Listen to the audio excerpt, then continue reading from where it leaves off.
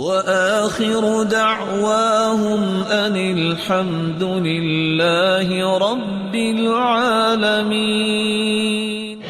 رسول اللہ صلی اللہ علیہ وآلہ وسلم نے صحابہ کرام کو اسی لیے حکم دیا تھا اور بلکہ کر کے دکھایا کہ جب بانسری کی آواز آ رہی تھی تو سیدنا عبداللہ ابن عمر نے بھی اپنے کانوں میں انگلیاں ڈال لی تھی۔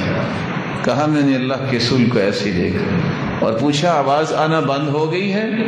کہا ہاں آواز آنا بند ہوگی، تب اپنی انگلیوں کو نکالی۔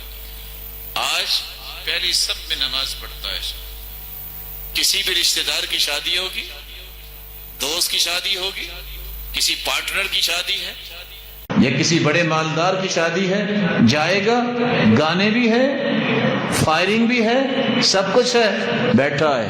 یہ کیا کر رہے ہو؟ بس جی کیا کریں؟ تو کیا کریں؟ اٹھ کے گھر جاؤ۔ بس لوگ نہیں سمجھتے تو تم تو سمجھو نا، لوگ نہیں سمجھتے تم تو سمجھو۔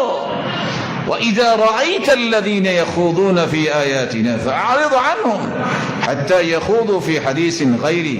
جب اللہ کے بارے میں بری کلام ہو رہی ہو، نبی کے بارے میں، قرآن کے بارے میں، اسلام کے بارے میں، صحابہ کے بارے میں، یا اس طرح کی برائیاں ہو رہی ہوں تو کسی مسلمان کے لیے جائز نہیں ہے کہ وہاں بیٹھا ہو، اسے چاہیے کہ وہاں سے اٹھ جائے۔ اگر قوت ہے تو اس کو روکے، اتنی پاور ہے اس کو منع کرے، نہیں برائی کا حصے دار نہ بنے، شریک نہ بنے۔ یہی چیز تو بنی اسرائیل والے کرتے تھے، کہتے تھے یہ بھی برائی ہے، یہ بھی برائی ہے۔ 2 دن گزرتے ان کے ساتھ ہی بیٹھ کے کھانا کھا رہے ہوتے، ان کے ساتھ ہی بیٹھ کے خوشگپیاں لگا رہے ہوتے، ان کے ساتھ ہی بیٹھ کے سارا کچھ کر رہے ہوتے۔ تو قرآن نے کہا لعن الذین کفروا من بنی اسرائیل علی لسان داود وعیسی ابن مریم، لعنت کیے گئے۔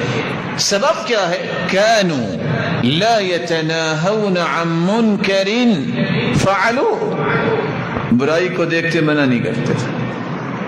اللہ عز و جلال ہمارے اندر یہ غیرت پیدا فرمائے کہ ہم برائی کو برا کہیں اور اپنے آپ کو اس سے محفوظ کرنے کے طریقے اختیار کریں۔